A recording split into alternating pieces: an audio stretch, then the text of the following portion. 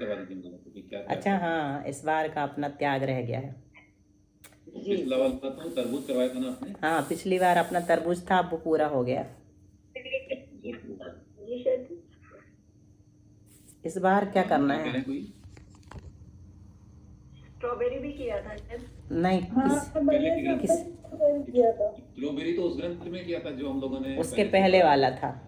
तो इतना भी बढ़ा दिया था भैया जी हमने तो। हाँ, अच्छा नहीं जी, किया था, बढ़ा बढ़ा दिया। दिया।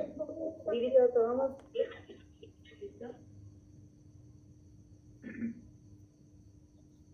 दीदी दिखा दें हमको क्या क्या करना चाहिए, सब समझना चाहिए यार। नहीं, सब लोग सुझाएं तो अपन उनमें से एक चूज कर लेंगे, किसको क्या अच्छा लग रहा है त्याग कर। आप जो बोलेंगे वही कर लेंगे। नहीं, वो तो कर लेते हैं, पिछली बार किया था, भर गर्मी में तरबूज का त्याग किया था। जो आप बताएंगे वही करेंगे। जी जी जी। क्योंकि इसमें लगने वाले हैं सालों, तो इसलिए सोच विचार करके अपन करते हैं। कोई बात कल तक सोच। हाँ, ऐसा करते हैं, 24 घंटे का टाइम देते हैं, कल तक सब लोग सोच करके लाइए कि क्या ठीक रहेगा। जी जी जी। ठीक है, चलिए अब अपन चलते हैं अगली गाथा में। भैया आप गाथा लेंगे? हाँ, आप ही पढ़ा सकते हैं, कोई दिक्कत नहीं है, ऐसा कुछ नहीं कि हम पढ़े नहीं, ऐसा तो नहीं। ठीक है, पढ़ लेते आपको हैं। जैसा पैडी सील सहावो जीवंगाणम अनाई संबंधो कण्यो वले मलम वा तानथित्तम स्वयं सिद्धम। लेकिन हम लोग आपकी लय में एक बार सुनना चाहेंगे, हम चूंकि सिंगर नहीं है ना, तो आप अच्छे से पढ़ते हैं, तो आप पढ़िए। पैडी सील सहावो जीवंगाणम अनाई संबंधो कणयोपले मलं वा ताणथित्तं स्वयं सिद्धम्। इसे कहते हैं गाथा। हाँ, ये गाथा है। और जी आप मेरे दीदी क्या कह रहे हैं? सॉरी पारो दीदी। रिकॉर्डिंग आपने ऑन कर रखी है? अरे नहीं, क्षमा चाहते हैं, करते हैं। हम बोले भी थे विजय जी आपको रिकॉर्डिंग हो जाएगी, कोई बात नहीं। पाएगी तभी हम कर पाएंगे का काम ना, क्योंकि क्लास के साथ साथ नहीं लिख पाते भैया जी। अब गाथा शुरू अब हो गई हो। Recording in progress. वही कर लीजिए। हाँ दीदी। तो कारण के बिना वस्तु का जो सहज स्वभाव होता है उसको प्रकृतिशील अथवा स्वभाव कहते हैं। पैडीशील स्वभावो, प्रकृतिशील और स्वभाव, ये तीनों एकार्थवाची हैं। तो किसे कहते हैं प्रकृति? कारण के बिना वस्तु का जो सहज स्वभाव होता है उसे प्रकृति कहते हैं, यानी नेचर जो अपन कहते हैं ना, वही है यहाँ पर प्रकृति, नेचर। और जीवंगाणम अनाई संबंधो, जीव यानी जीव और अंग मतलब कर्म, जीव और कर्म का अनादि संबंध है, अनादिकालीन संबंध है। कणियों वाले मलम व तानथित्तम स्वयं सिद्धम, किस तरह से अनादिकालीन संबंध है? तो उदाहरण देते हैं, जैसे कनको पल में यानी स्वर्ण पाषाण में जो मल है उसका संबंध स्वर्ण पाषाण के साथ कब से है? तो अनादिकाल से है। जैसे स्वर्ण पाषाण का किट्ट कालिमा के साथ संबंध अनादिकाल से है, वैसे ही इस जीव का कर्म यानी कार्मण वर्णा के साथ संबंध अनादिकाल से है, आज का नहीं है। और उनका अस्तित्व स्वयं सिद्ध है, इन दोनों का अस्तित्व, जीव का और कर्म का अस्तित्व जो है वो स्वयं सिद्ध है, इसे सिद्ध करने की जरूरत नहीं होती है। इसमें विशेष ये है कि जैसे अग्नि का ऊर्ध्वगमन, वायु का त्रियक गमन और जल का अधगमन स्वभाव है, उसी प्रकार अन्य कारण निरपेक्ष जो होता है और जो अपने में होता है वह स्वभाव है। जीव का स्वभाव क्या है? रागादि रूप परिणमने का, और कर्म का स्वभाव तद्रूप परिणाम आने का। इनमें जीव का अस्तित्व कैसे सिद्ध होता है? तो अहम प्रत्यय से। हम जब भी बोलते हैं तो हमें मैं हूँ इस चीज़ का एहसास होता है, क्योंकि एहसास नहीं होगा तो हम कोई भी क्रिया नहीं कर पाएंगे, क्योंकि हम है ही नहीं। जड़ को मैं हूँ इस तरह का एहसास कभी नहीं होगा, चेतन को ही होगा। तो अहम प्रत्यय से तो जीव की सिद्धि होती है, तथा कर्म का अस्तित्व जीव में ज्ञान की वृद्धि और हानि से सिद्ध होता है। हम देखते हैं तरतमता क्योंकि आवरण कर्म के बिना तरतमता हो ही नहीं सकती। किसी का आवरण ज़्यादा होता है, किसी का आवरण कम होता है। अब किसी ने यहाँ पर प्रश्न किया कि यदि कर्मोदय होने पर रागादि होते हैं और रागादि होने पर कर्मबंध होता है तो इतरेताश्रय दोष आता है, मतलब अन्योन्याश्रय दोष आएगा, क्योंकि रागादि बिना कर्मबंध नहीं होता और कर्म का बंध व उदय बिना रागादि के नहीं होता। तो आचार्य समाधान करते हैं कि जीव और कर्म का जो अनादिकाल से बंध चला आ रहा है, जीव और कर्मों का अनादिकाल से बंध चला आ रहा है। दूसरे पूर्वबद्ध जो कर्मोदय से रागादि होते हैं और रागादि से अन्य नवीन कर्म बंध होता है, यानी जिस कर्म से राग हुआ उसी से राग कर्म बंध नहीं होता, क्योंकि रागादि बिना कर्म बंध नहीं होता और कर्म का बंध उदय बिना रागादिक नहीं होता। ये प्रश्न था अन्योन्याश्रय के लिए। तो जवाब क्या दिया समझ में आया? जीव और कर्मों का अनादिकाल से बंध चला आ रहा है।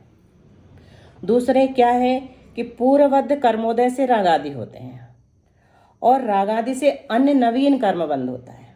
जैसे पूर्व में बंधे हुए जो कर्म हैं उनसे तो राग हुआ और जो राग है उससे दूसरा नवीन कर्म बंध हुआ। यदि वही कर्म बंध होता जो रागादि का कारण है तो अन्योन्याश्रय दोष आता, किंतु ऐसा है नहीं। ये प्रश्न हमेशा उठेगा, उसका समाधान यही है। दोबारा इसका समाधान कीजिए। क्या प्रश्न तो अभी भी बना हुआ है तो क्या कि अनादिकाल से हम कह रहे हैं इसको, तो अन्योन्याश्रय दोष तो रहेगा ही ना कि रागादि से कर्म बंद हो रहा है और कर्म से ही राग उत्पन्न हो रहे हैं। कर्म का उदय होगा तो राग हो रहा है। देखो, पूर्व में बंधे हुए जो कर्म हैं उनसे रागादि हुए और जो रागादि हुआ पहली बार उससे दूसरे कर्म नवीन कर्म का बंध हुआ। अगर वही वाले कर्म का बंध होता जो पूर्व में बंधे हुए होते तब अन्योन्याश्रय दोष आता, लेकिन फिर जो नवीन कर्म बंधे हुए उनसे दूसरे रागादि हुए और फिर दूसरे रागादि से दूसरे नवीन कर्मों का बंध हुआ, तो ये श्रृंखला चली जाती है, वो एक दूसरे के कारण नहीं है, इसीलिए अन्योन्याश्रय दोष। एक प्रश्न जो है वो अनादि वाला जो है उसका तो कोई तोड़ ही नहीं है। उसका कोई तोड़ नहीं है, अपने यहाँ कही गई है।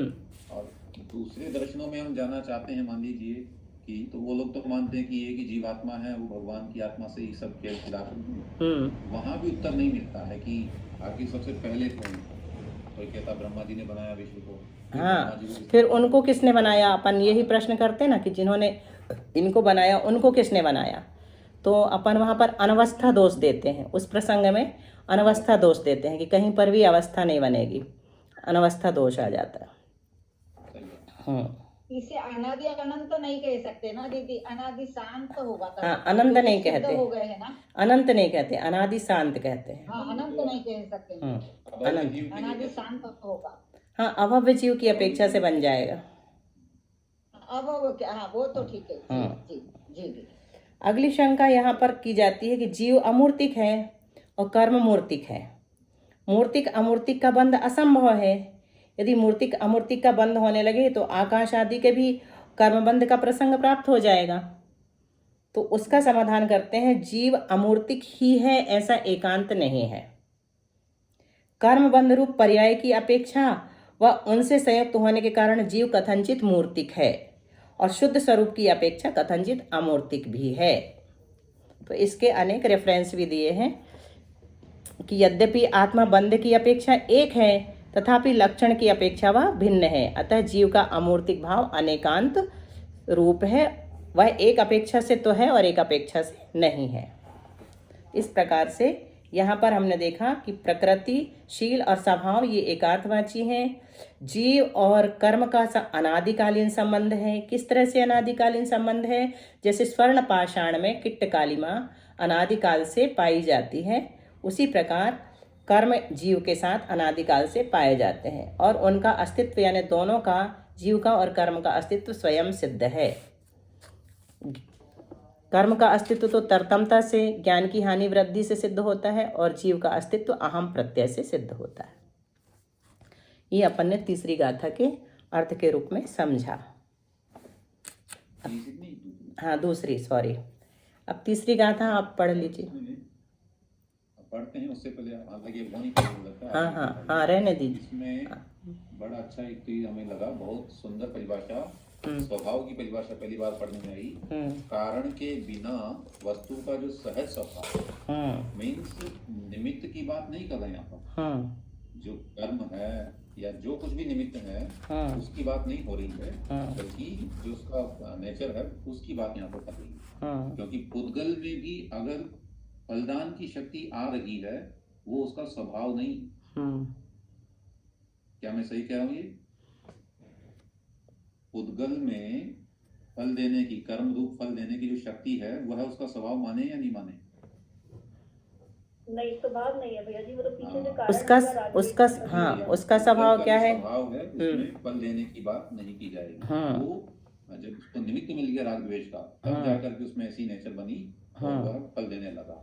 अन्यथा तो पुद्गल में इतनी शक्ति नहीं है। और ऐसा मान लेंगे अगर कि पुद्गल में फल देने की शक्ति है, तो फिर तो वह उदासीन निमित्त नहीं होगा, कि कर्ता रूप बन जाएगा पुद्गल में हमारा। तो सिद्धन को भी देगा वो।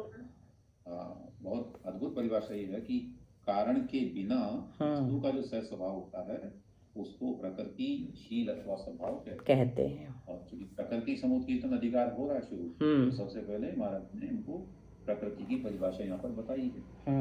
और ये दो रूप में नहीं, जीव और अंग माने पुद्गल लिया है। जैसे अंग का संस्कृत, अंग का अर्थ शरीर भी है, और शरीर भी वही है यहाँ पर। शरीर का अर्थ कार्मण शरीर, कर्म ही है। टिप्पण भी दी है, इसको पढ़ेंगे एक बार। हाँ, पढ़ लीजिए। और अभी हमने भावार्थ भी नहीं पढ़ा, आप पढ़ें तो अच्छा है। हाँ, ये बाकी मुझे लगा आपने समझाया ना, वो तो समझ में आया, मिलता ये भी एक बात है। यहाँ लिखे नीचे टिप्पण में, कर्म के संबंध से ही जीव के राग द्वेष रूप परिणाम होते हैं, स्वतः नहीं होते। इसलिए मुख्यतः कर्म को ही प्रकृति समझना चाहिए। ओहो, ये क्या बात हो गई?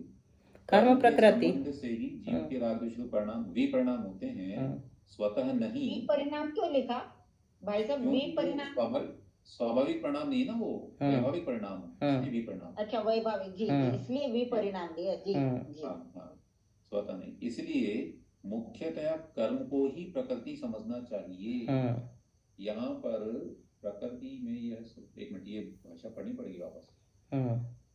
प्रकृति, जैसे दीदी इसको मैं पढ़ता हूँ। कारण के बिना वस्तु का जो सहज स्वभाव होता है, उसको प्रकृतिशील अथवा स्वभाव कहते हैं। सही। जैसे कि आग का स्वभाव है ऊपर को जाना, पवन का तिरछा बहना, और जल का स्वभाव नीचे को गमन करना इत्यादि। बिना निमित्त के ऐसा होता है। अगर अग्नि को आप प्रेशर करोगे तो नहीं जाएगी वो, अदरवाइज तो ऊपर ही जाएगी। ऐसे पानी भी नीचे बढ़ेगा, अगर उसको प्रेशर से करेंगे तो प्रकृति में यह स्वभाव जीव तथा अंग का ही लेना चाहिए। क्या मतलब? प्रकृति में यह स्वभाव जीव और कर्म का ही लेना चाहिए। प्रकृति में क्या लेंगे? प्रकृति मतलब कर्म प्रकृति, इसलिए उसका लेंगे। अच्छा, इसका और जीव का स्वभाव प्रकृत लिखा है भाई साहब किताब में। प्रकृत है यहाँ पर, प्रकृत है। यही जिज्ञासा थी, शायद प्रकृत में लिखा है। सही है, यहाँ पर प्रकृत है। प्रकृत का मतलब होता है इस परिप्रेक्ष्य में, जिस कॉन्टेक्स्ट में हम बात कर रहे हैं, जिस रेफरेंस में हम बात कर रहे हैं, उस रेफरेंस में स्वभाव का मतलब जीव और कर्म से ग्रहण करना है। बाकी की बात हम अभी नहीं कर रहे। हमारी पुस्तक में भी गलत लिखा, ठीक है। ये अभी पकड़ में आया। ऐसे एक पकड़ में कोई आया भाई साहब है जी। प्रकृत का अर्थ क्या लिखे? प्रसंग। प्रकृत का मतलब होता है प्रेजेंट में। हाँ, इस प्रसंग में, इस परिप्रेक्ष्य में, इस प्रसंग है ना। इन दोनों में से जीव का स्वभाव रागादि रूप परिणमने हो जाने का है, माने परिणमने का है, और कर्म का स्वभाव तो बतला दिया है, परिणाम होने का है। तथा यह दोनों का संबंध सुवर्ण पाषाण में मिले हुए मल के, अर्थात मैल की तरह अनादिकाल से है। और अनादि का भी टिप्पण नीचे दिया है, वो भी पढ़ते हैं। इसीलिए जीव तथा कर्म का अस्तित्व भी स्वयं ईश्वरादि कर्ता के बिना अपने आप ही सिद्ध है। बहुत समय होने वाला है, कक्षा बंद हो जाएगी आज, कल इसको हम रिचार्ज ही करेंगे, ऐसे तो आने नहीं आने वाला। तो दीदी ने इतना अच्छे से समझा दिया ना भाई साहब, तो यह अर्थ भी बहुत जल्दी समझ में आ गया। जी जी जी, बिल्कुल, बहुत ही अच्छा। कोई ऐसा मानते हैं कि जीव पहले से शुद्ध है, कर्म उसके साथ पीछे से लगते हैं, अर्थात जीव और कर्म का संबंध सारी है। भैया वैसे अपन इतना ही रखने, मत करो रिचार्ज भैया, और रिचार्ज ना करें तो भी चलेगा, इतना ही रखते हैं अपन क्लास। कोई हर्ज नहीं। एक एक गाथा पढ़ेंगे अच्छे से। अच्छा अच्छा हाँ, बड़ी शांति से हुई देखो, हाँ, आज की अच्छे गाथा से हो बहुत जाता है। शांति से पर्याप्त है अपने पास 40 मिनट्स।